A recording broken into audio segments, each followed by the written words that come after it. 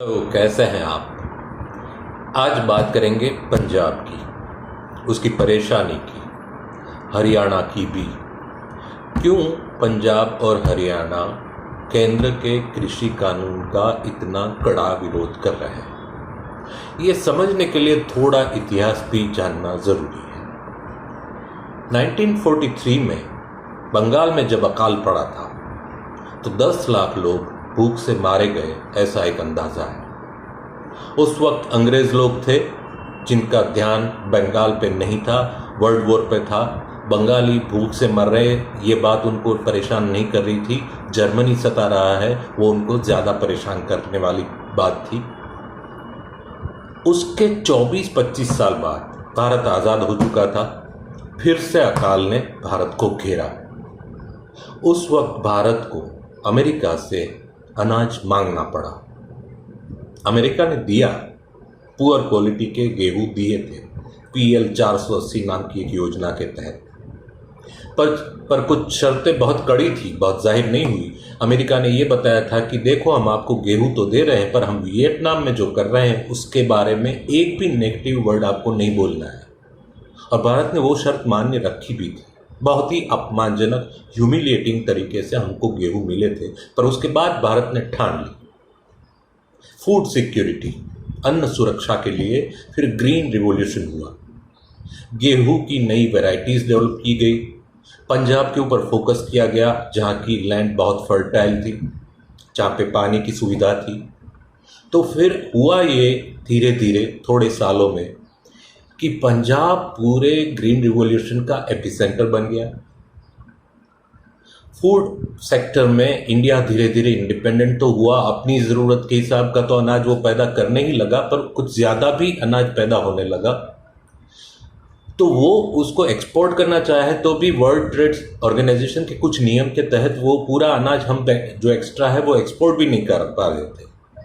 तो सरकार को ये दिक्कत आई कि हमको तो किसानों से मिनिमम सपोर्ट प्राइस पे अनाज लेना ही पड़ता है, फिर जो बचता है वो हम पूरा बेच भी नहीं पा रहे। और दूसरी भी किसानों की छोटी मोटी समस्याएं थी, उसमें कुछ कानून की मदद से थोड़ी किसानों को भी हेल्प मिले सरकार को भी हेल्प मिले, ऐसे कुछ परिवर्तन, नए कानून लाने के लिए सरकार तो बहुत सालों से सोच रही थी, पर कोई सरकार हिम्मत नहीं कर पा रही थी।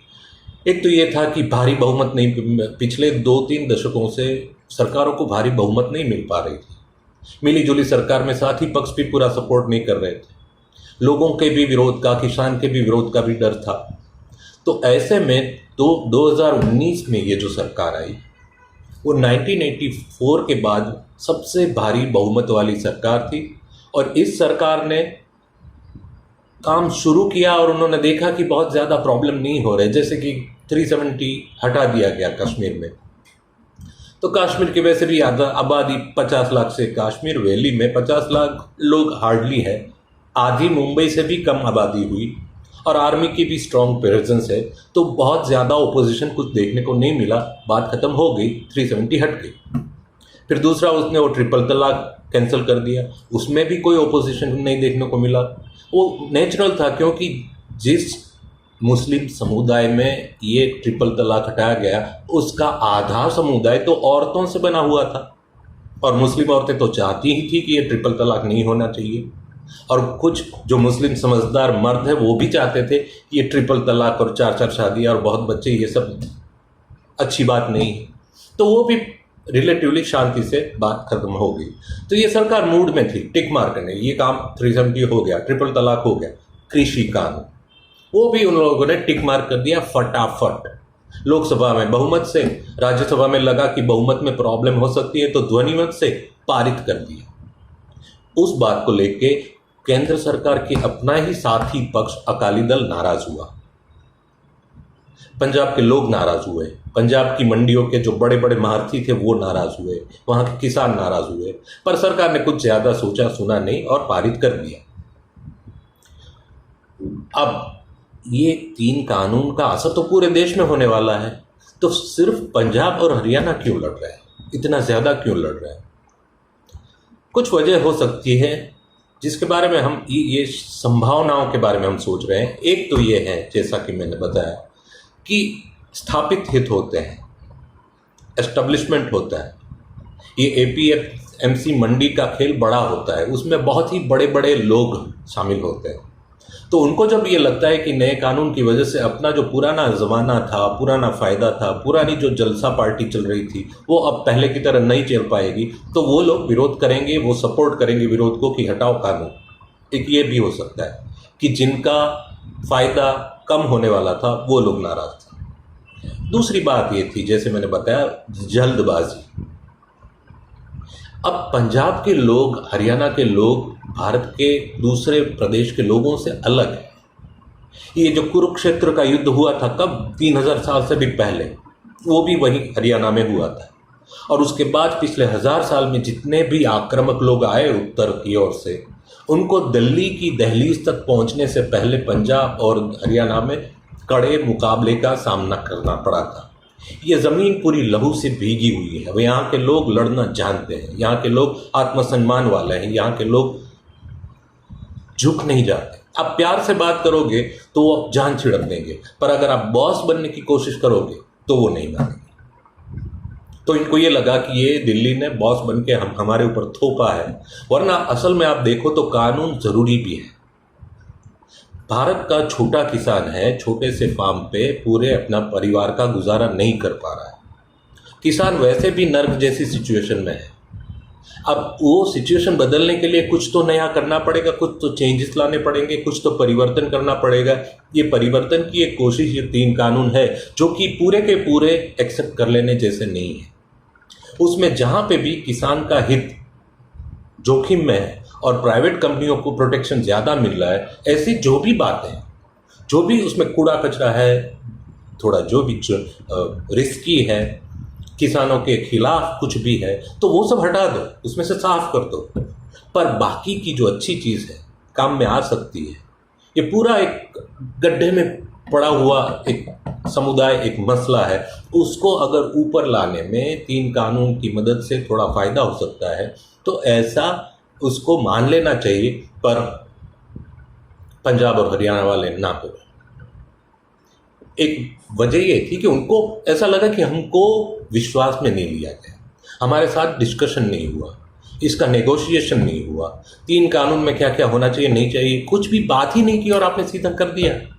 वो फिल्म शोले में बसंती वीरू से बोलती है कि बसंती जो बोल गई सो बोल गई हाँ, और वीरू ने सुन ली।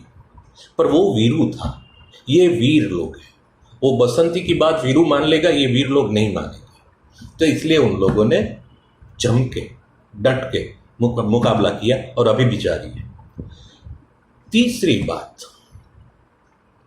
कल मैंने जैसे बताया था कि परसों की प्रोडक्टिविटी जब हाइट पे पहुंच जाती है ना, गौरी शंकर एवरेस्ट के शिखर पे आप पहुंचते हो, फिर नीचे ही उतरना होता है और वो पीड़ादायक होता है। वेस्टर्न कंट्रीज़ में अमेरिका का एग्जाम्पल हमने डिस्कस किया था कि वहाँ खलबली क्यों है, सोशल अनरेस्ट क्यों है, लोगों में बेचैनी क्यों है, क्योंकि प्रोडक्टिविटी कम हो रही है। पंजाब में ये हो रहा है। पंजाब में ग्रीन रेवोल्यूशन के बाद सालों तक, दशकों तक इतना ज़्यादा फार्मिंग हुआ, ज़मीन को बिल्कुल आराम ही नहीं दिया गया। एक के बाद एक के बाद एक के बाद एक फसल चलती ही रही। इरिगेशन की तो सुविधा है, पानी तो मिलता ही रहेगा 12 महीने। फर्टिलाइज़र डालो, गेहूं की नई जो वैरायटी है वो तो अवेलेबल थी ही, वो भी ज़मीन में से बहुत ही न्यूट्रिएंट चूसने वाली और ज़्यादा फसल देने वाली वैरायटीज़ थी। तो नई variety, irrigation, fertiliser, pesticide, insecticide, weedicide, जो भी साइड वो सब कर के ज़मीन को इतना चूसा गया, इतना एक्सप्लॉइट किया गया कि ज़मीन थक गई। ज़मीन भी इंसान की तरह होती है कि थक जाती है। आप ज़मीन देने को राजी है, धरती माता है, वो देने के लिए ही बैठी है, पर आप उनसे इतना मत उगलवाओ कि फिर वो थक जाए। पंजाब में ऐसा हुआ है।